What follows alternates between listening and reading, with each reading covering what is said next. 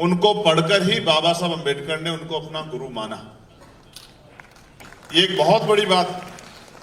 और उनके विचारों को, उनके अधूरे सपनों को पूरा करने के लिए लगातार प्रयास किया। मैं फिर दोहरा रहा हूं, बाबा साहब का जन्म 91 में हुआ और फूले साहब 90 में हमारे बीच से चले गए। तो फूले साहब को बाबा साहब ने देखा नहीं, बस उनको पढ़ा और उनके विचारों को जानकर उनको एहसास हुआ कि अगर मैं किसी को गुरु मान सकता हूं तो वो राष्ट्रपिता ज्योतिबा फूले हैं। और संकल्प किया कि उनका एक भी अधूरा काम, उनका एक भी सपना मैं अधूरा नहीं छोड़ूंगा, पूरा प्रयास करूंगा कि उनके सपनों को जीते जी पूरा कर सकूं। फिर छत्रपति साहू जी महाराज, जिन्होंने 1902 में, हम तो सिर्फ इस बात के साथ उनको जानते हैं, कहते हैं कि उन्होंने आरक्षण की व्यवस्था कर दी थी, लेकिन सच ये सिर्फ इतना ही नहीं, उन्होंने आरक्षण की व्यवस्था तो की थी, ये तो बात सच है, लेकिन सामाजिक न्याय, सामाजिक परिवर्तन, मानवता और भाईचारे का जितना बड़ा संदेश उन्होंने दिया, उसकी कोई दूसरी मिसाल दिखाई नहीं देती। आजकल तो कोई अधिकारी कर्मचारी हो जाता है तो जिनमें से निकल के आता है उनसे मुंह मोड़ लेता है, उनसे हाथ छुड़ा लेता है।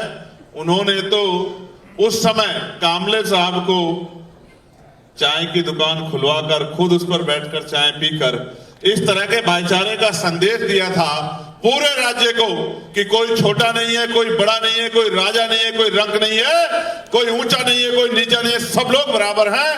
और उन्होंने इसको सामाजिक न्याय के रूप में 1902 में आरक्षण की व्यवस्था कराकर हम सब लोगों के सामने रखा। और अपने जीते जी बाबा साहब अंबेडकर को आर्थिक मदद करके कि वो अपने जो है पत्रकारिता के कार्य को आगे बढ़ा सके, अपने जीते जी छात्रावास खोल के, अपने जीते जी स्कूल खोल के उन्होंने हक वंचित समाज को मुख्य धारा में लाने का बहुत बड़ा प्रयास किया। और एक सभा में यही महाराष्ट्र में बाबा साहब अंबेडकर का हाथ उठाकर भी सामने बैठे समाज को ये बताने का काम किया था कि आपका असली नेता कौन है, आपको किसके साथ खड़ा होना चाहिए। ये एक बहुत बड़ा काम छत्रपति साहू जी महाराज करके गए। और बाबा साहब अंबेडकर के सब के बारे में तो जितना कह दिया जाए वो कम। हम एक बार को अपना अपमान बर्दाश्त कर सकते हैं, अपना उपहास बर्दाश्त कर सकते हैं, अपने परिवार का अपमान बर्दाश्त कर सकते हैं, अपने परिवार का उपवास बर्दाश्त कर सकते हैं, लेकिन बाबा साहब अंबेडकर के विषय में अगर कोई एक शब्द भी बोल जाता है, एक शब्द भी, इसका उदाहरण भी बताऊंगा, मैं हवाई बात नहीं कहता हूं, इसका उदाहरण भी बताऊंगा। कोई बाबा साहब अंबेडकर के स्टैचू को छू लेता है, उनके स्टैचू को नुकसान पहुंचाता है, उनकी तस्वीर को कोई नुकसान पहुंचाता है, तो हमारे कलेजे में ऐसा लगता है कि जैसे हम पे चाकू चल गया है, जैसे हम पे गोली चल गई है। बाबा साहब तो हमारे लिए उस हमारे हृदय में, हमारे मन में, हमारे मस्तिष्क में उस तरह का स्थान ग्रहण करे हुए जो मिटाए से मिट नहीं सकता। अभी हमारे सम्मानित गायक जो हैं वो कह रहे थे कि बाबा साहब को मिटाया नहीं जा सकता। बाबा साहब को नहीं, ना हमारे वजूद को, बाबा साहब तो ऐसे अमिट छाप हैं, जब तक हम रहेंगे और देश का इतिहास रहेगा बाबा साहब अजर अमर रहेंगे, बाबा साहब को कोई नहीं बदलेगा। मैं इसका उदाहरण भी आपको बताता हूं। अभी मध्य प्रदेश में कुछ गैर जिम्मेदार लोगों ने बाबा साहब अंबेडकर के ऊपर टिप्पणी की, तो हमारे लोगों ने 15 तारीख का एक आंदोलन कॉल कर दिया। और आंदोलन, हालांकि मैं उस आंदोलन का समर्थक नहीं हूं क्योंकि मैं तो संविधानवादी व्यक्ति हूं। उन्होंने कहा इस नालायक को हम लोग 1 लाख जूते मारने का काम करेंगे वहीं जाके ग्वालियर में, जिसने बाबा साहब अंबेडकर के ऊपर टिप्पणी करने का काम किया। और इस तरह का माहौल बना पूरे प्रदेश में कि सरकार को इन्वॉल्व होना पड़ा, तमाम पार्टियों को इन्वॉल्व होना पड़ा, उसके हिस्से में अपमान आया और अंत प्रशासन ने आग्रह किया कि ये आंदोलन आप ना करो, हम आपकी शक्ति से वाकिफ हैं, इसने गलती की, हम इसके खिलाफ एफआईआर कर रहे हैं, कार्रवाई करेंगे और इसको छोड़ेंगे। ये बात मैं आपको इसलिए बता रहा हूं कि आपको पता होना चाहिए कि देश में क्या चल रहा है। सम्मानित प्रबुद्धजनों, मैं इस कार्यक्रम को सफल बनाने के लिए हमारी जो महाराष्ट्र की जो टीम है उसमें जिन साथियों ने योगदान किया है मैं उनका बहुत बहुत धन्यवाद करना चाहता हूं।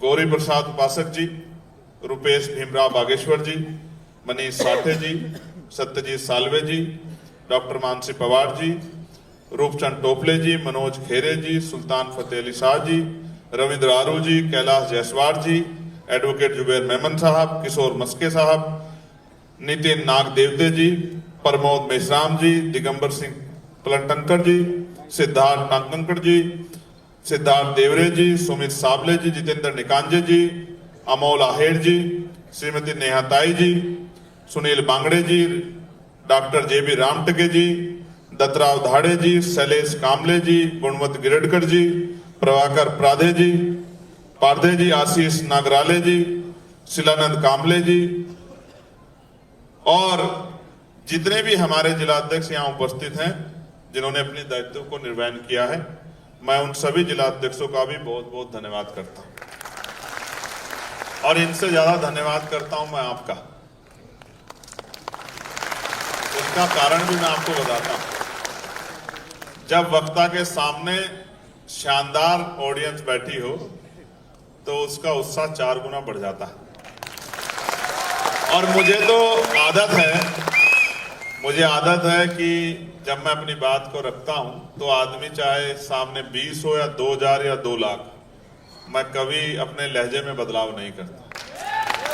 ये मैंने लहजे में बदलाव करना सीखा नहीं। संख्या से मुझे फर्क नहीं पड़ता, लेकिन आपकी उपस्थिति गरिमाएं है और आप अपने अपने साधने संसाधनों से यहाँ पहुंचे, इसके लिए मैं आपका दिल से आभारी हूं। मेरी हिम्मत बढ़ी, कम नहीं हुई, बढ़ी है, कई गुना बढ़ी।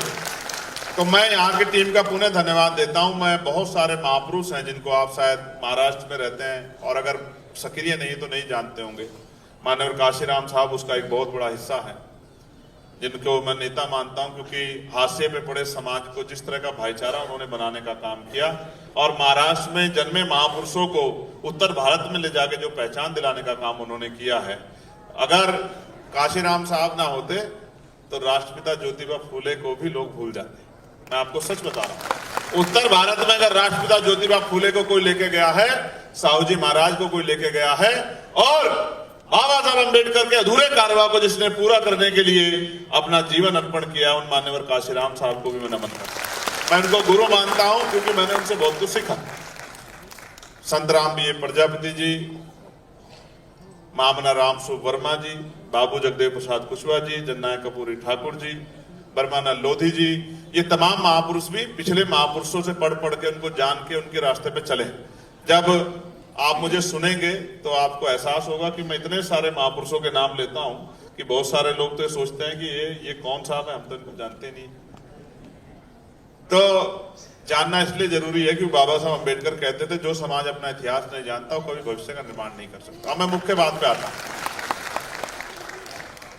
मैं वास्तविकता में आपको बधाई तो दे चुका हूं धम्मचक्र परिवर्तन दिवस की, लेकिन मैं वास्तविकता में पीड़ा में, और मैं आज आपसे अपनी पीड़ा का इजहार करना चाहता हूं। आप जानते हैं देश का माहौल अच्छा नहीं। एक तरफ अभी कुछ दिन पहले उत्तर प्रदेश में हरिओम वाल्मीकि को पीट के मार दिया, और पीटा भी ऐसे नहीं, जानवरों की तरह पीटा, जानवरों की तरह। जब तक वो मर नहीं गया तब तक उसको पीटते रहे। ऐसे लोगों को इंसान नहीं माना जा सकता जो किसी की जान लेने को अपनी ताकत समझते हो, और मैं उसको ताकतवर भी नहीं मानता जो किसी कमजोर पे जुल्म करता है। ताकतवर वो होता है जो अपने बराबर के व्यक्ति के साथ मुकाबला करता है। और मैं विश्वास से कह रहा हूं, हमने शक्ति का निर्माण इसलिए नहीं किया कि किसी कमजोर को सताना है। हमने शक्ति का निर्माण इसलिए किया है कि अपने महापुरुषों के अधूरे कार्यों को पूरा करना है, और जो कमजोर है उसकी लाठी बनना है, उसकी आवाज बनना है, उसको ताकत देना है, उसके साथ खड़े होना। प्यारे साथियों, एक हमारे एडीजी लेवल के अधिकारी ने सुसाइड कर लिया। चंडीगढ़, हरियाणा, पंजाब की जो राजधानी चंडीगढ़ में सुसाइड कर लिया। वाई पूरण कुमार जो आईजी लेवल के हमारे अधिकारी थे, उन्होंने खुद को गोली मार ली। उनकी पत्नी आईएएस है, और बड़े दुख के साथ बता रहा हूं कि पिछले 6-7 दिन हो गए उनके परिवार ने अभी तक उनके पार्थिव शरीर का अंतिम संस्कार नहीं किया है। उनकी पत्नी ने मना कर दिया है कि जब तक जिनकी वजह से मेरे पति ने ये कदम उठाया, जब तक उन पे कार्रवाई नहीं होगी, उनको उनके पदों से नहीं हटाया जाएगा, उनको जेल नहीं भेजा जाएगा, मैं अपने पति का अंतिम संस्कार नहीं करूंगा। और वो पार्थिव शरीर मोर्चरी में सड़ रहा है न्याय के लिए। मैं आपको ये बात इसलिए बता रहा हूं, वो आईपीएस कैडर के थे, लेकिन वो एक लंबी सेवा करके आईजी लेवल के अधिकारी हो गए थे। एक आईजी लेवल का अधिकारी जिसकी पत्नी, खुद की पत्नी आईएएस हो, सर्वोच्च सेवा का हिस्सा हो, उसी प्रदेश के सीनियर कैडर की मेंबर हो, उनके साले पत्नी के भाई विधायक हो, उनकी पत्नी के भाई की बहन कमिश्नर हो, जब इस परिवार को न्याय नहीं मिल रहा है तो आम गरीब व्यक्ति की स्थिति क्या होगी? ये बहुत बड़ा प्रश्न हम सब लोगों के सामने। और सबसे बड़ा अपमान मुझे ये महसूस हुआ कि पहली बार एक बुद्धिस्ट व्यक्ति चीफ जस्टिस ऑफ इंडिया बना और उनके ऊपर जिस तरह से जूता फेंका गया,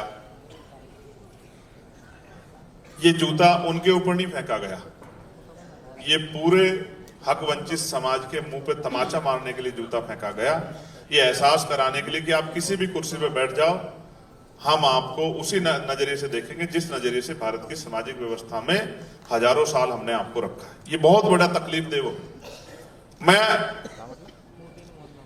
मेरी आदत है कि मैं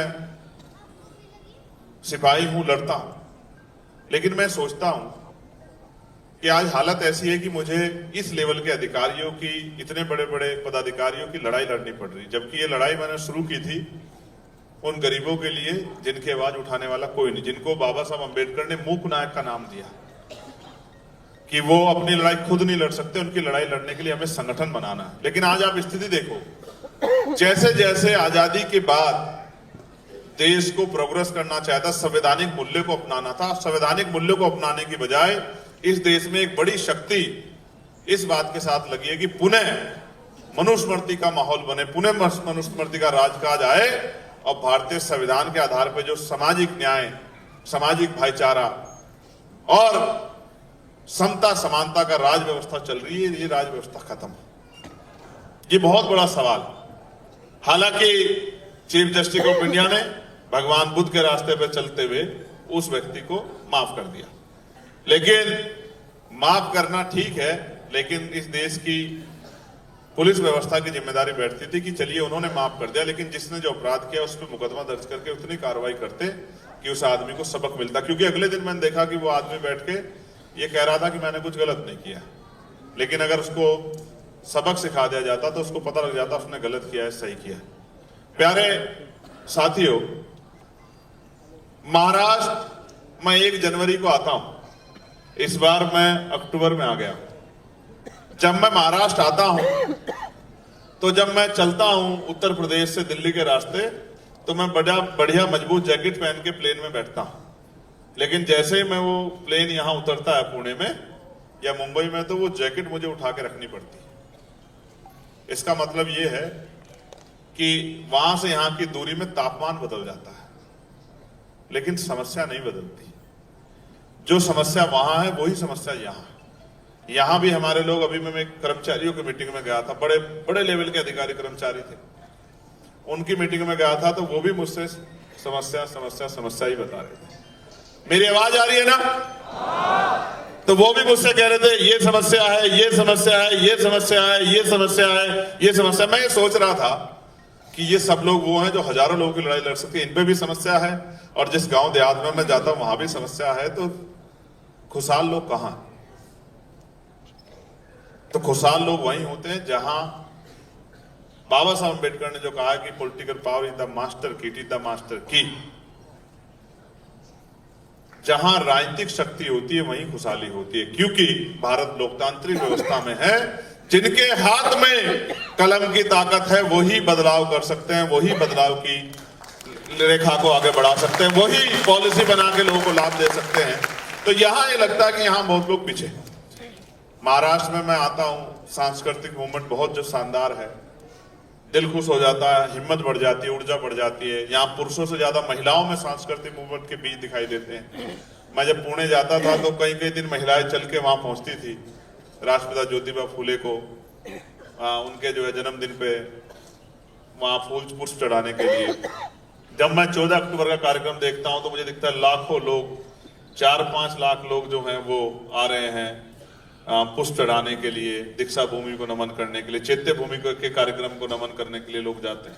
फिर मैं 14 अप्रैल का कार्यक्रम देखता हूं तो जगह जगह पे चौराहों पे बहुत बड़े बड़े कार्यक्रम होता है, आयोजन होते हैं, रंग लगता है, फूल होते हैं, तमाम मिठाई बांटे, सब कुछ होता है। और जब मैं भीमा कोरे गांव जाता हूं तो देखता हूं पूरा पुणे शहर जो है वो नीले रंग में हो गया है। चारों तरफ स्टेज लगते हैं, बड़े बड़े आयोजन होते हैं, नाच गाने होते हैं। मैं अपने मन में सोचता हूँ, हालांकि मुझे नहीं पता ये बात मेरी आपको अच्छी लगेगी, तो मैं समझता हूँ कि भाई अब इनका मिशन पूरा हो गया है, क्योंकि इनका मिशन तो आज का यही था कि नाच गाना करके, बढ़िया डीजे बजा के, बढ़िया भोजन वो करके, बढ़िया जो है फूल बरसा के, बढ़िया रंग लगा के हमें ये भीमा कोरे गांव शौर्य दिवस मनाना है। लेकिन क्या मैं आपसे जानना चाहता हूं, मैं आपका अपना हूं, आपका खून हूं, आपका भाई हूं, क्या एक दिन 14 अप्रैल मना के 6 दिसंबर में एक दिन दुख प्रकट करके 14 अक्टूबर को धम्मचक्र प्रवर्तन दिवस का हिस्सा बनकर 1 जनवरी को सूर्य दिवस का हिस्सा बनकर क्या हमारी गरीबी, बेबसी, लाचारी, तमाम तरह की परेशानियां दूर हो सकती है? जोर से बताइए, हो सकती है? तो मैं जब सांस्कृतिक मूवमेंट देखता हूं मेरा बड़ा दिल खुश होता है। जब मैं धार्मिक मूवमेंट देखता हूं या उधर येवला जाते हैं, या बाबा साहब ने ये स्टेटमेंट दिया था कि मैं हिंदू धर्म में पैदा हुआ, ये मेरे बस की बात नहीं थी, लेकिन मैं हिंदू धर्म में मरूंगा नहीं, ये मेरे बस की बात है। तो मैं वहां भी जाता हूं, वहां भी बड़ी संख्या में लोग देखता हूं। लेकिन राजनीतिक मूवमेंट हमारी कहां है? राजनीतिक शक्ति हमारे पास कितनी है? पता नहीं, मुझे ऐसा लगता है कि महापुरुषों की 2-4 बातें आपने मानी, बाकी बातों को छोड़ दिया। पता नहीं क्यों हुआ ऐसा। देखो एक बात आप जानो, ये लोकतांत्रिक देश, और लोकतांत्रिक देश का आधार ये है कि जिनका वोट होगा उनका राज होगा।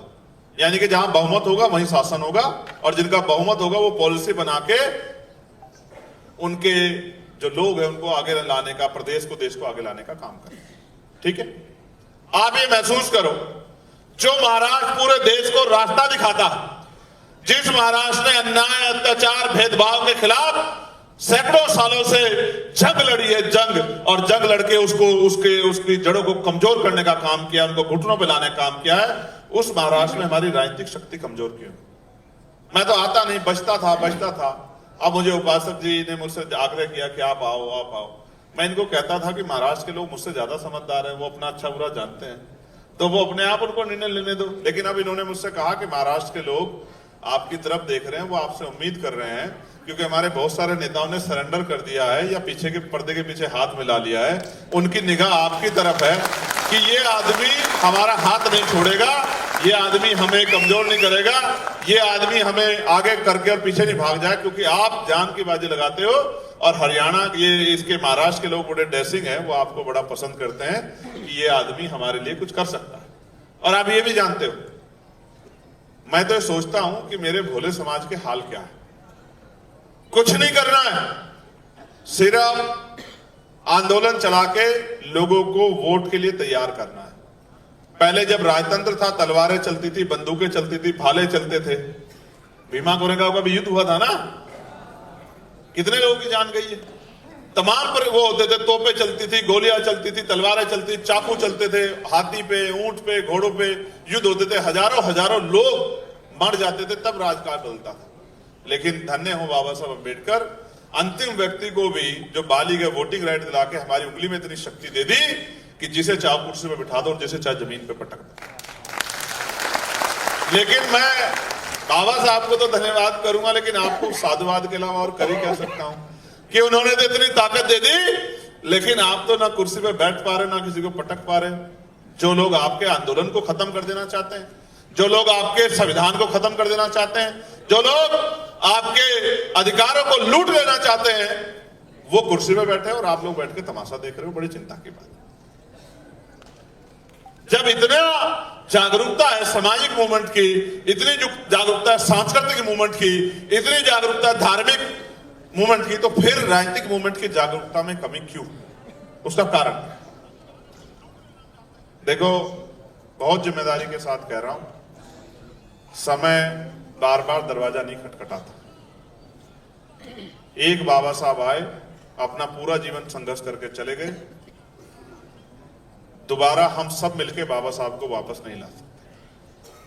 हमारे उधर एक मान्यवर साहब काशीराम आए, नौकरी छोड़ी, यही महाराष्ट्र में नौकरी करते थे, बीज उनमें भी यहीं से लगे हैं। आप समझे नहीं समझे? बीज उनमें भी पुणे से लगे हैं, और उन्होंने भी अपनी जीवन का पूरा जो है जीवन लगा दिया, अपनी सारी खुशियां सब लगा दी दांव पे, लेकिन उनको भी हम वापस नहीं ला सकते। और साहू जी महाराज को और राष्ट्रपिता ज्योतिबा फुले को तो ला ही नहीं सकते। तो भाई आप ये बताओ, अगर आप लोग ये पीढ़ी, पढ़ी लिखी पीढ़ी जो सब चीजों को समझती, ये नहीं काम करेगी तो कौन काम करेगा? मैं आपको एक उदाहरण के तौर पे बताता हूं, लेकिन उससे पहले मैं आपका ध्यान आकर्षित इस बात के साथ करूंगा, अगर बाबा साहब भी हार के बैठ जाते, भाई उनको हराने का, उनको तोड़ने का, उनको रोकने का प्रयास में कोई कमी हुई है क्या? कितने अपमान के घूंट पिए, 4-4 बच्चे कुर्बान कर दिए। जब वो अपने 4 बच्चे कुर्बान कर सकते हैं, क्या हम अपने घरों में एक बच्चा ऐसा नहीं पैदा कर सकते जिसका काम सिर्फ आंदोलन के लिए हो, जिसका जीवन सिर्फ आंदोलन के लिए हो? क्या बाबा साहब के बच्चे बच्चे नहीं थे? जब बाबा साहब ने अपने 4 बच्चे कुर्बान करके हमें यहां लाके खड़ा कर दिया, तो क्या आज हमें इतनी शक्ति क्यों कम होगी कि हम एक बच्चे को इस मूवमेंट के लिए समर्पित नहीं कर सकते हैं? भाई देखो, सीधी बात यह है, अगर इस देश में आंदोलन चलाना क्यों जरूरी है, इसका उदाहरण आप समझिए। आंदोलन चलाया बाबा साहब अंबेडकर ने तो अधिकार मिले, आंदोलन चलाया फूले साहब ने तो अधिकार मिले, आंदोलन चलाया साहू जी महाराज ने तो अधिकार मिले, आंदोलन चलाया काशीराम साहब ने तो अधिकार मिले। और अगर आप ये समझते हो आपका जीवन खुशहाल हो गया, रोटी कपड़ा मकान और तमाम तरह के रोजगार, स्वाभिमान सम्मान का जीवन आपको मिल गया है और अब आपको कुछ चाहिए नहीं, तो आंदोलन मत चलाओ।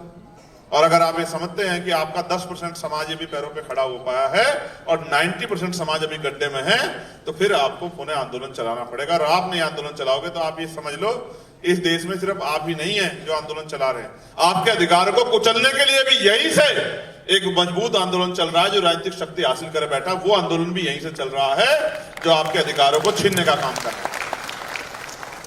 आप ये समझिए, बहुत मजबूत स्पीड से एक हवा इधर से चल रही और बीच में आप हैं। अगर आप उस हवा को रोकने के लिए अपने लिए इंतजाम नहीं करोगे तो ये हवा क्या करेगी? ले जाएगी ना उड़ा के। अगर अपने लिए रोकथाम नहीं करोगे तो आंदोलन क्या काम करता है?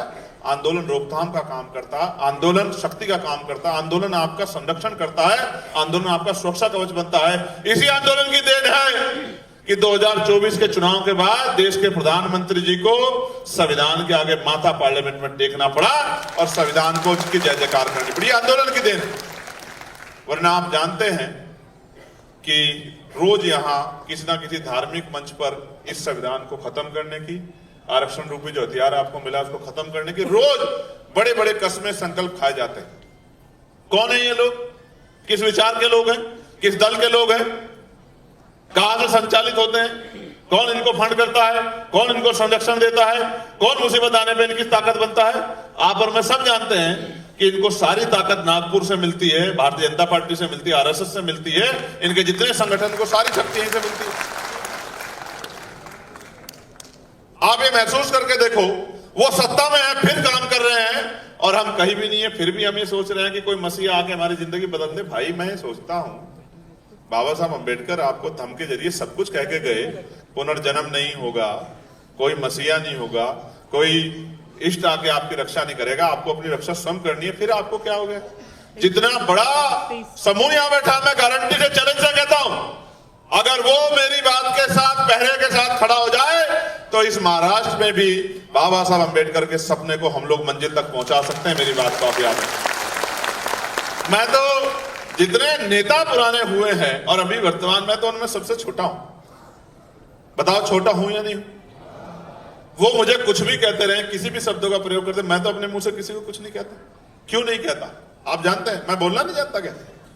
ऐसा नहीं कि मैं बोलना नहीं जानता, ऐसा नहीं कि मैं जवाब नहीं दे सकता, लेकिन इसलिए नहीं देता हूं कि लोग हंसेंगे कि ये लोग आपस में लड़ रहे हैं।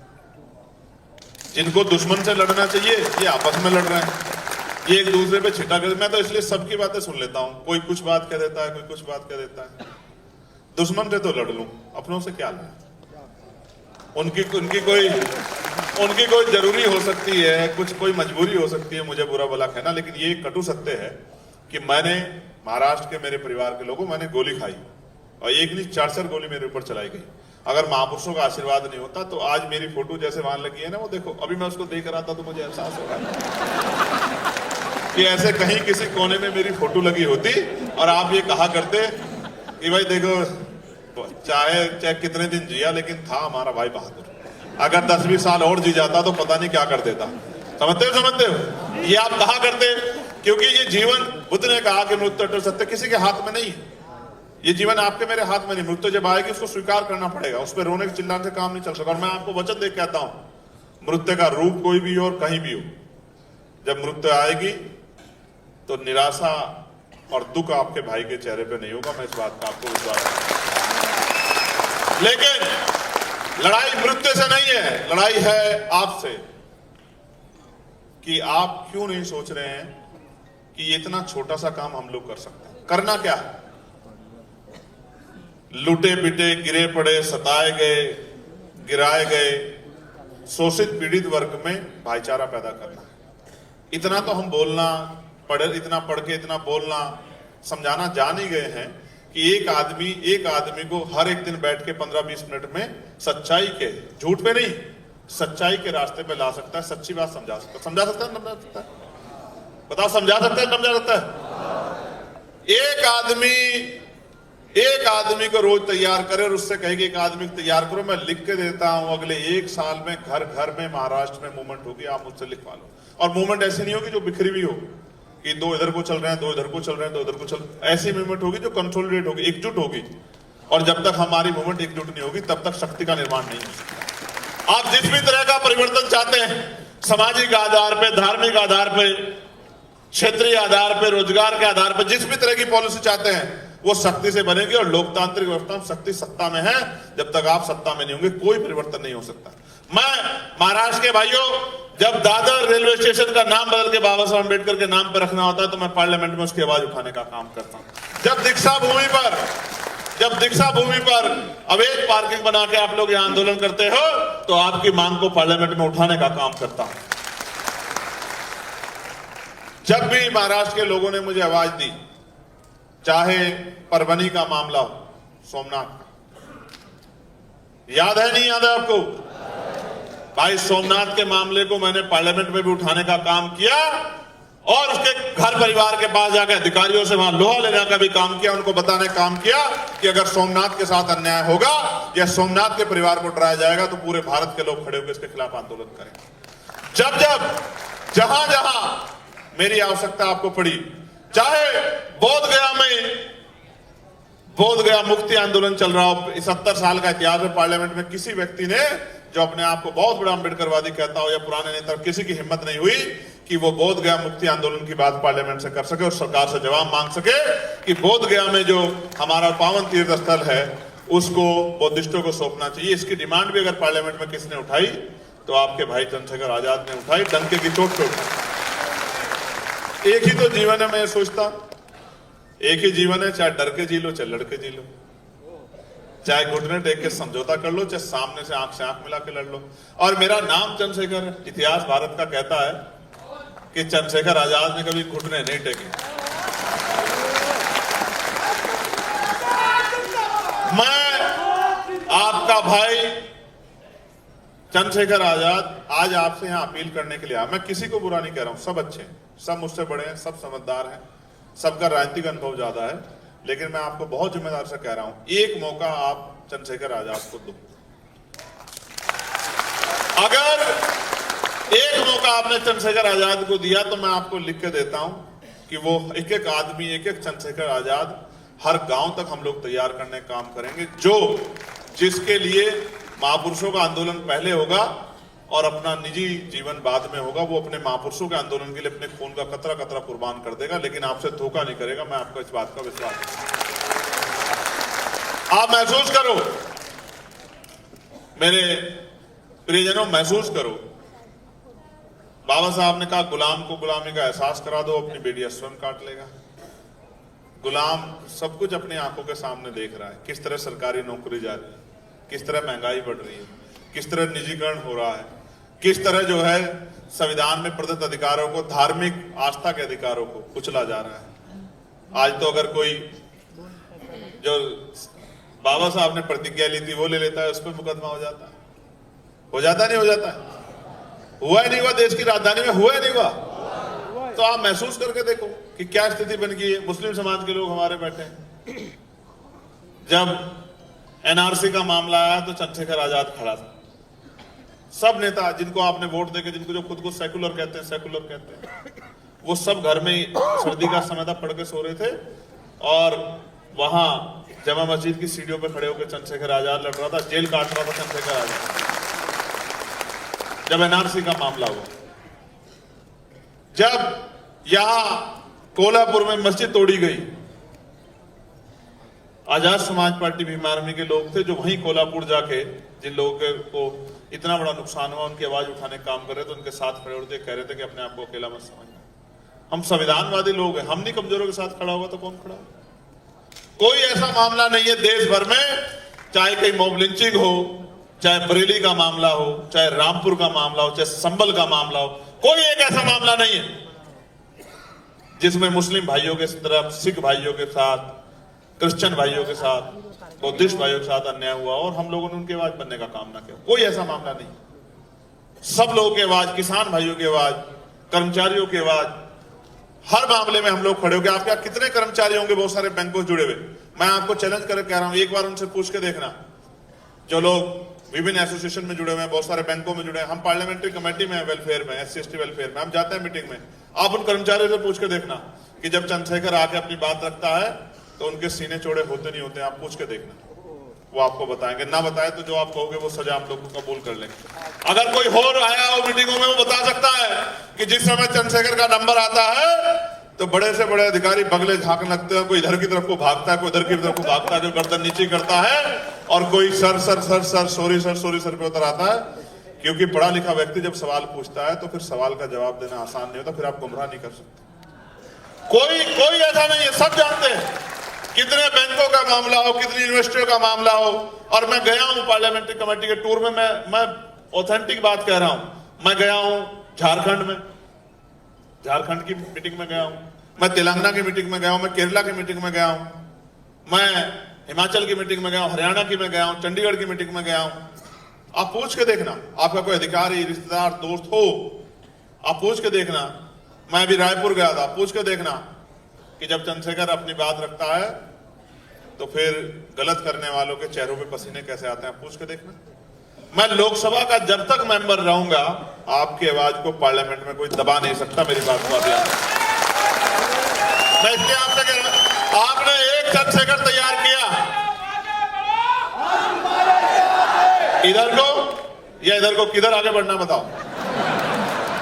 इधर आप कहोगे उधर ही बढ़ जाएंगे हमारे भाई, आप कहोगे इधर को बढ़ना, इधर बढ़ेंगे, आप कहोगे इधर को तो इधर को, आप कहोगे इधर को इधर को। मैं सच कह रहा हूं, बहुत जिम्मेदार से कह रहा हूं, मेरी बात पे गौर करना। आपने एक चंद्रशेखर तैयार किया तो पार्लियामेंट में आपके हर विषय को उठाने का काम करते हैं। पार्लियामेंट में हर एक विषय को आपकी लड़ाई को, स्कॉलरशिप के मामले को उत्तराखंड के आप पूछ के देख लेना, स्कॉलरशिप जारी नहीं करी थी सरकार, हलक में हाथ देकर स्कॉलरशिप बच्चों की जारी करवाने का काम किया, पता करवा के देख लेना। कोई ऐसा मामला नहीं है जिसके लिए हम लोग आवाज नहीं उठाते। लेकिन आप सोचो, अगर इस देश में मेरे रहते 10-20 चंद्रशेखर आपने तैयार कर दिए तो क्या होगा? क्या होगा? लेकिन वो चंद्रशेखर को खुद मरने मिटने के लिए तैयार होना पड़ेगा। अगर चंद्रशेखर वो अपने बारे में सोचेगा तो फिर काम नहीं चलेगा। समझे नहीं समझे? तो वो चंद्रशेखर आपके बीच में बैठे हैं, इस मंच पे बैठे, आपके पीछे बैठे हैं, कहीं कोने में खड़े होंगे, कहीं आज किसी स्कूल में पढ़ रहे होंगे, किसी यूनिवर्सिटी में पढ़ रहे होंगे। वो चंद्रशेखर आपसे दूर नहीं है। हो सकता है वो चंद्रशेखर किसी बड़े नेता का बेटा ना, किसी बड़े अधिकारी का बेटा ना। अगर नेता और अधिकारियों की समझ में आता, ऐसा नहीं कि उनको समझ में नहीं आता, लेकिन अगर उनको ही समझ में आता तो कोई गरीब का बेटा आगे नहीं निकल के आता। तो बाबा साहब अंबेडकर तो इतने पढ़े लिखे थे, उन्होंने कहा कोई आंदोलन चलाया? काशीराम साहब तो क्लास 1 के अधिकारी थे, उन्होंने आंदोलन क्यों चलाया? आप समझो, ये महाराष्ट्र तो चन्नी है आंदोलन की। यहां तो कितने ऐसे नाम हैं, अगर मैं गिनाने लग जाऊंगा संत तुकाराम से लेके तो शाम हो जाएगी। संतू जी लाड़े, कितने नाम है अगर मैं गिनाने लग जाऊंगा।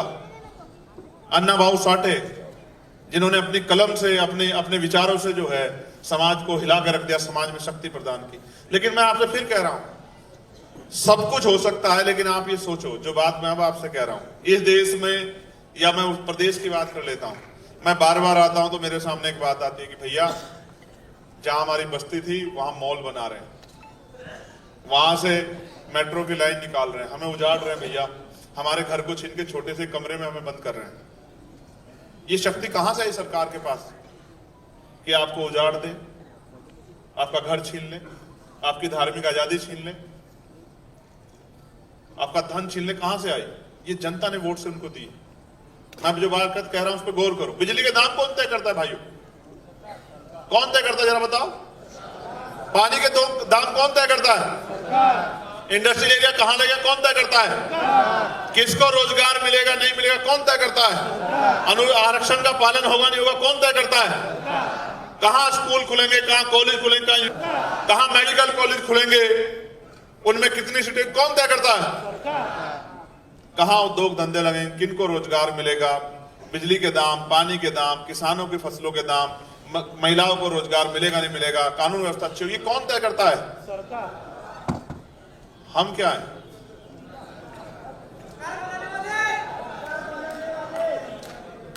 और अगर हाँ सही कह रहे हो, बिल्कुल सही कह रहे हो, क्योंकि उनका राजकाज में हिस्सा है तो वो कर रहे हैं।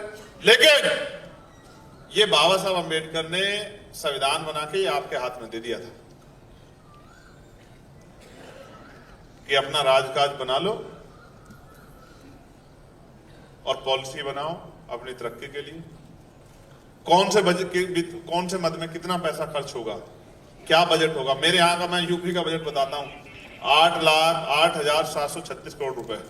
मैं अपने नेताओं को कहता हूं कि तुम 10, 20, 50, 100 करोड़ रुपए की तरफ मत देखो, नजर करो 8,08,736 करोड़ रुपए की तरफ। जिस दिन इसके ऊपर कलम हमारी चलेगी, वित्त मंत्रालय जिस दिन हमारे हाथ में होगा, तब आप देखना कि कोई गरीब भूखे पेट नहीं सोएगा, कोई गरीब बिना छत के नहीं। और ऐसा सिस्टम बनाएंगे, आज आपको कह रहा हूं महाराष्ट्र के मेरे परिवार के लोगों को, ऐसा सिस्टम बनाएंगे मेरी बहनों कि महिलाओं को घर पे रोजगार देंगे, सम्मान का जीवन देंगे महिलाओं को रोजगार देके। और महिला कितना भी पढ़ना चाहती हो उसकी पढ़ाई के बीच में पैसा, बड़ लेवल की एजुकेशन पॉलिसी बनाएंगे कि 2,000 रुपए मिला ना मिले, लेकिन पढ़ लिख के आपका बच्चा 50,000 रुपए कमा के आपके आंखों के आंसू पूछने का काम करेगा, आपको मुख्य धारा में लाने का काम करेगा। ऐसी हेल्थ पॉलिसी बनाएंगे। मेरे पिता ने मेरे हाथों में दम तोड़ा था, मेरे आज भी याद है, 11 जनवरी 2013 को।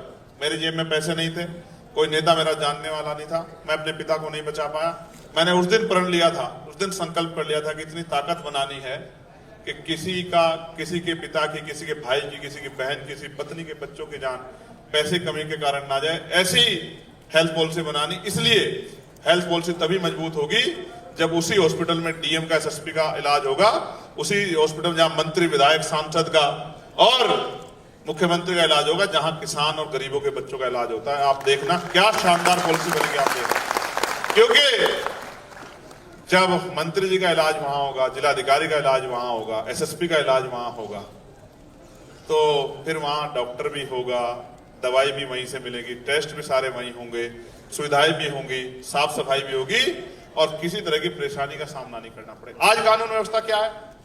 आज कानून व्यवस्था ये है कि आप कितना बड़ा अपराध कर दो, आप खुलेआम घूमोगे और गरीब आदमी निर्दोष होते जेल चला जाएगा, क्योंकि सत्ता में जो लोग बैठे हैं वो जिसको चाहे फंसा दे। तो कानून व्यवस्था इतनी शानदार करनी है, जैसे पेरियार साहब कहते थे कि महिलाएं कुछ किलोमीटर तक भी रात के अंधेरे में अकेली घुमाएं और सुरक्षित अपने आप को महसूस करे। जब तक ऐसी कानून व्यवस्था नहीं होगी तब तक उस कानून व्यवस्था को अच्छा नहीं माना जा सकता। तो ऐसी व्यवस्था लागू करेंगे कि किसी गुंडे की हिम्मत नहीं होगी किसी गरीब की जमीन और उसकी बेटी या उसके परिवार सम्मानित मांग उठा के देख ले। ये लागू करेंगे, ये संकल्प हमने अपने दिल में किया। और सपने देखना सीखो।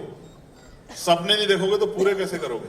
मैं नौजवानों से कहूंगा जो पढ़ रहे हैं वो शानदार पढ़ाई करें, और इसलिए पढ़ाई ना करें कि नौकरी करनी है, इसलिए पढ़ाई करें कि ज्ञान हासिल करना है, और नौकरी भी करनी है तो क्लास 1 की करनी है। सपने के साथ पढ़ाई करें, और जिस दिन आप इस सपने के साथ पढ़ाई करोगे तो छोटे छोटे सपने आपके अपने आप पूरे हो जाएंगे। सपना देखो, उनको पूरा करने के लिए मेहनत करो।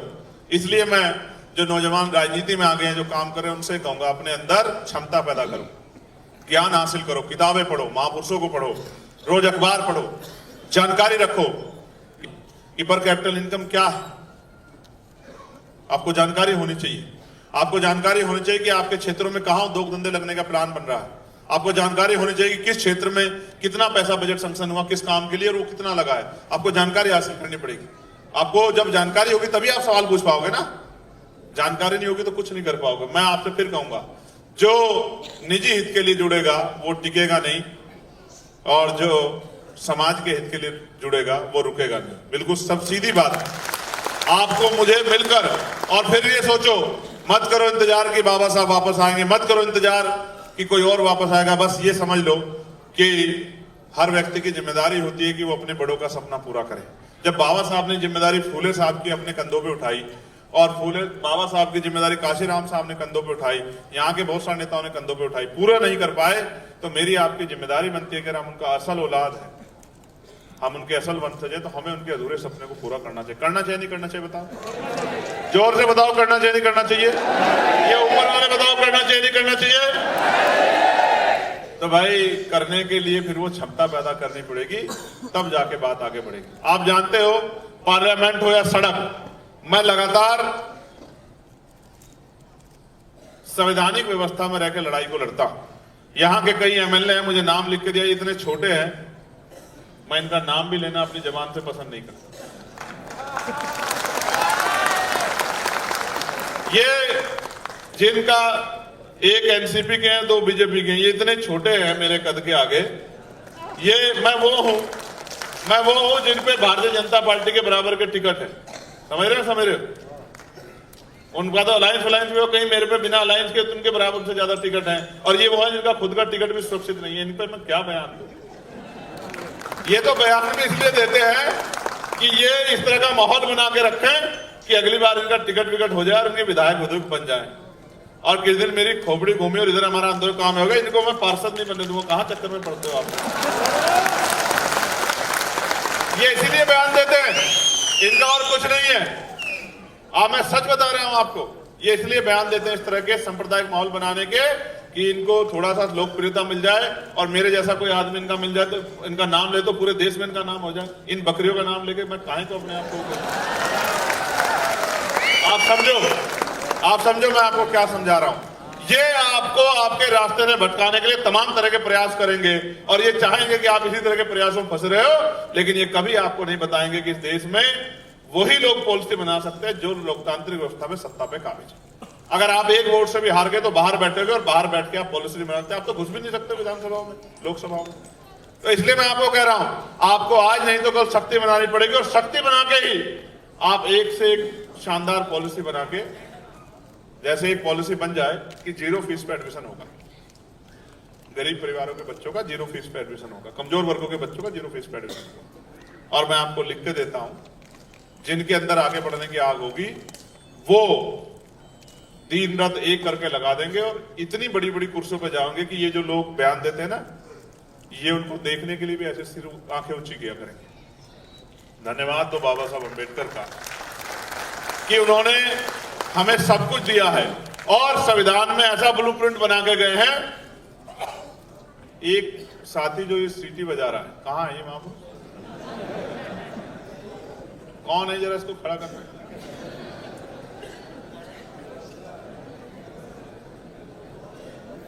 चलो छोड़ो, अब वो बजाएगा नहीं। आप ये सोचो, अब उससे पूछो कि मेरी बात पे सीटी बजा के उसका काम आगे बढ़ जाएगा या मेहनत करने से आगे बढ़ेगा। समझे नहीं समझे हो? देखो मैं आपको ये बात क्यों समझा रहा हूं, और ये एक अच्छा माहौल है कि हम लोग बात कर रहे हैं। जब अध्यापक स्कूल में पढ़ाता है, बहुत गंभीरता सुनना, आपके जीवन का हिस्सा रहा है ये पार्ट। जब अध्यापक स्कूल में पढ़ा रहा होता है और जो बच्चे इस तरह का काम करते हैं, सिट्टी बजाने का, देखने का, झांकने का, आपसे बात करने का, तो मास्टर तो अपनी बात को, अध्यापक तो पढ़ा के निकल जाता है ये सोच के कि भाई मैंने पढ़ा दिया। कुछ बच्चे गंभीर होकर पढ़ते भी हैं, लगातार पढ़ते हैं, वही बच्चे प्रथम अंक प्राप्त करते हैं पूरे कॉलेज में, पूरी यूनिवर्सिटी में। और जो इस लेवल के बच्चे होते हैं, इधर सीटी बजाना, उधर देखना, इधर झांकना, उधर करना, तो जब पेपर में आता ना वो क्वेश्चन, तो भी वो इसी हाल में होते हैं। तो तब तो कोई किसी की मदद ही नहीं कर पाता, क्योंकि सब लोग अपने अपने उसमें लगे, सबको पास होना है। तो उनका रिजल्ट क्या आता है? क्या था रिजल्ट उनका?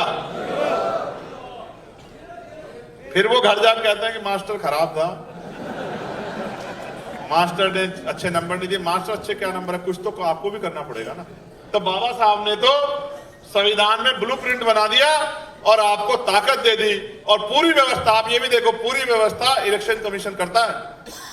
पूरी व्यवस्था, आपका पोलिंग बूथ बनाता है, आपकी वोटर लिस्ट बनाता है, घर घर पर्ची भेजता है। आपका काम जाके है सिर्फ बटन दबाना, मोहर लगाना। अगर सोचो आपसे कह दिया जाता कि भाई बूथ बनाने के पैसे आपको देने हैं, जो पुलिस सुरक्षा कर्मी रहेंगे उनकी तनख्वाह आपको, उनके वेतन आपको देना, तो आप कहते हैं हमें गिरनी नहीं है वोट। समझे नहीं समझे? ये संवैधानिक प्रावधान इतना शानदार है, इतना अच्छा प्रावधान किया है कि सारी ताकत आपके हाथ में दे दी है। इस तरह से विकेंद्रीकरण किया है संविधान के जरिए कि जनता के हाथ में ताकत दे दी। अब जनता अगर अपने दुखों से मुक्ति चाहती नहीं, और वो चुनाव के समय चंद पैसे लेके मिठाई में, शराब में अपनी वोट को बेच देती है, तो फिर उनके बच्चों का भविष्य भी वो बेची देती है। फिर आप ये मत समझो कि कुछ बदलाव होने वाला। इसलिए मैं आपसे कहना चाहता हूं, ये जो नया ट्रेंड आया है देश की राजनीति में चुनाव से पहले कि महिलाओं को 2,000 रुपए मिलेंगे, महिलाओं को 2,500 रुपए मिलेंगे, महिलाओं को 3,000 रुपए मिलेंगे, उनके खाते में आएंगे, किसानों को, ये क्या है? ये असल में वोट को खरीदने के लिए, आपके स्वाभिमान को खरीदने के लिए सरकारों की तैयारी है। क्योंकि सरकार ये जान गई है कि गरीब लोगों की असल दिक्कत सत्ता नहीं है, क्योंकि उनको सत्ता के बारे में तो पता ही नहीं। उनके पढ़े लिखे लोग नहीं जानते तो गरीब क्या जानता है? तो उनकी सबसे जरूरी है उनके लिए रोटी, कपड़ा, मकान, और उनके लिए चाहिए पैसे। तो आप उनको सीधे पैसे भेज दो तो वो गुलामों की तरह में वोट करते रहेंगे। ये नया ट्रेंड आया है आपकी वोट को खरीदने का, क्योंकि पहले तो रात के अंधेरे में वोट को खरीदा जाता था, चुपचाप कोई आता था कि पैसे ले लो हमें वोट दे देना। अब वो ट्रेंड बदल गया है। अब ये वो कहते हैं ना, सरकार हमारी कहती है कि अब ये वो हो गया है, क्या कहते हैं उसको, डिजिटल हो गया है। ये डिजिटल वोट खरीदारी हो गई है। पैसा फेंको, तमाशा देखो। तो पैसा फेंक के वो तमाशा देख रहे हैं, लेकिन आप तो स्वाभिमानी लोग हैं, आपको तो समझना चाहिए कि इस पैसे से हमारा भला नहीं हो सकता। ये पैसा हमारी गुलामी से मुक्ति के लिए थोड़ा दिया जा रहा है, ये पैसा हमें कमजोर करने के लिए और हमारी ताकत ना बन जाए इसलिए दिया जा रहा है। इसलिए फिर आप कहते हो कि हमारी साहब हमारी जमीन छीन ली। अभी एक मेरे पास लेटर आया था, यही है 100 कुछ बीघे जमीन है, ये नीचे वाला ये वाला बड़ी फाइल लाओ, 130 बीघे जमीन है, 400 दिन से आंदोलन कर रहे हैं। नागपुर में आरक्षित जगह पे 130 एकड़ भूमि में डॉक्टर बाबा साहब अम्बेडकर पार्क बनाने हेतु आवेदन, 400 दिन से आंदोलन कर रहे हैं। मैंने सुना कितने दिन से है?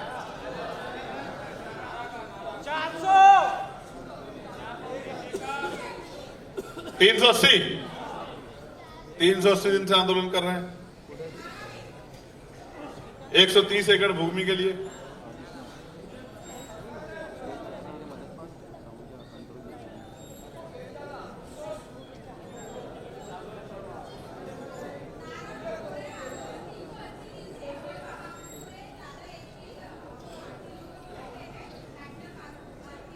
ठीक है, अब देखो 380 दिन से आंदोलन कर रहे हैं, और अभी वो माता जी मुझसे मिली थी, ताई मुझसे कह रही थी, आई बोली भैया अगर 6 महीने में नहीं बना चंद्रशेखर तो मैं यहीं वो कर दूंगी, शरीर त्याग दूंगी, बोली मुझसे। तो हमने कहा अम्मा काहे को जरूरत है?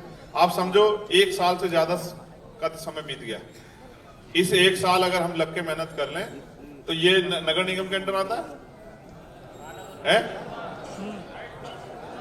महानगर पालिका में। तो अगर हम 1 साल मेहनत कर लें, अभी तो 1 साल का समय बचा नहीं है, तो महानगर पालिका में नीला झंडा लहर जाएगा और बाबा साहब का सिंबल वहां रखा जाएगा और फिर कोई भी आंदोलन करने की जरूरत नहीं है। एक आवेदन दे देना तो अगले दिन जो है महानगर पालिका उसको जो है प्रस्ताव बना के पास कर देगी, आपका काम हो जाएगा।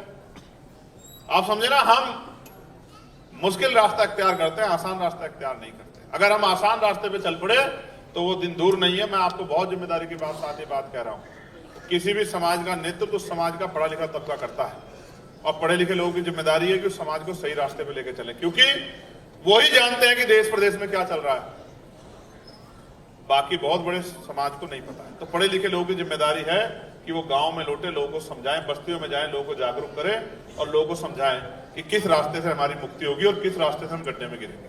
जब तक पढ़े लिखे लोग अपनी सामाजिक जिम्मेदारी को नहीं उठाएंगे, और इसलिए प्रभुजन सम्मेलन बुलाना पड़ा, पढ़े लिखे लोगों को बुलाना पड़ा, कर्मचारी अधिकारियों को बुलाना पड़ा, यही बताने के लिए, यही याद दिलाने के लिए कि अगर आज वो इतनी अच्छी पोजीशन में बैठे हैं तो इसके लिए हमारे महापुरुषों ने अपने और अपने बच्चों का जीवन कुर्बान कर दिया। उनके ऊपर कर्ज है, उस कर्ज को उन्हें उतारना है, इसी जन्म में उतारना है, इसी जीवन में उतारना है, और जब तक कुर्सी पे बैठे तभी उतारने का काम करें, क्योंकि जिस दिन आप कुर्सी से हट गए आप इस लायक नहीं रहेंगे कि आप समाज के किसी काम आ सके। इसलिए कुर्सी पे बैठे उतारने का काम करें और समाज का हाथ पकड़ने का काम करें, समाज के बीच जाने का काम करें और अपनी सामाजिक जिम्मेदारी को निभाने का काम करें। अगर आप नहीं करोगे तो कौन करेगा? अगर आप नहीं करोगे तो कौन करेगा? इसलिए मैं आपसे आग्रह करने के लिए आया हूं, ऐसे मेरे साथ दोनों हाथ उठाओ। ऐसे नहीं, अभी हाथ उठाओ, मैं बताऊंगा पहले क्या करना। ऐसे दोनों हाथ उठाओ और ऐसे मुट्ठी बंद करो। मैं पत्रकार भाइयों का भी बहुत बहुत धन्यवाद देता हूं, असल में, और उनमें भी ज्यादा यूट्यूबर भाइयों का धन्यवाद देता हूं। इन्होंने नया मीडिया खड़ा कर दिया है, आजकल तो इनकी खबर उठा के मीडिया चलाने लगी है। ठीक है, दोनों हाथ उठाओ ऐसे मजबूती से, बहादुर योद्धाओं की तरह दिखने चाहिए, हाथ ऐसे मजबूत। मैं देख रहा हूं किसने नहीं उठा रखा, बस ये देख रहा हूं, ये आगे वाले लोगों ने नहीं उठा। जो अग्रिम पंक्ति में है, अगर वो ही नहीं पहरा देंगे तो फिर पिछली पंक्ति वाले क्या करेंगे? वो आपको देख के वो भी पहरा कम कर देंगे। तो दोनों हाथ उठा के और संकल्प करो कि हम अपने महापुरुषों के, बोलो मेरे साथ, हम अपने महापुरुषों के अधूरे कार्यों को पूरा करने का आज के दिन संकल्प लेते हैं। हम इसी जीवन में जो कर्ज हमारे ऊपर है उसे उतारने का काम करेंगे, अपने गरीब कमजोर समाज का हाथ पकड़ने का काम करेंगे, उनके आंसू पूछने का काम करेंगे, उनकी आवाज बनने का काम करेंगे, उनके सपना पूरा कराने में मदद कराएंगे। हम औरों की तरह उनका हाथ नहीं छोड़ेंगे, उनसे नाता नहीं तोड़ेंगे, उनको कमजोर नहीं होने देंगे। अब हाथ नीचे करो। पेन वेन तो नहीं हुआ? आओ, कहते ना जिसको जो आदत नहीं होती उससे वो काम लोगे तो उसको समझ ही नहीं आता है। अब पता नहीं आपके मन में ये आदत है नहीं है मुट्ठी बंद करने की। चलो मेरे एक और बार मुट्ठी बंद करो। जय भीम, जय भारत, जय संविधान, जय मंडल, जय जोहार, भारतीय संविधान जिंदाबाद,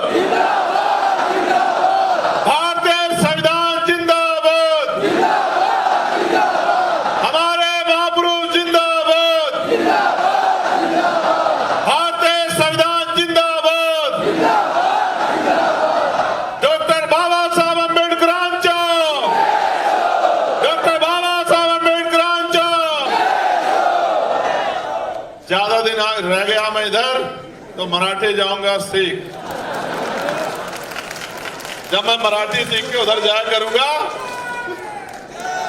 जब मराठी सीख के उधर जाया करूंगा तो वो कहा करेंगे क्या तो हमें महाराष्ट्र ले चलो या फिर आप हिंदी बोल लिया करो। तो मैं कोशिश करता हूं कि आपके साथ खड़ा हो जाऊं। आपने इतना समय दिया, इतना प्यार दिया, इतनी बड़ी संख्या में आप आए। जिन लोगों ने आयोजन किया उनको बहुत बहुत साधुवाद। मैं पुनः आपका धन्यवाद करता हूं। एक मिनट रुक जाइए, एक मिनट रुक जाइए, बहुत महत्वपूर्ण चीज रह गई है। जल्दी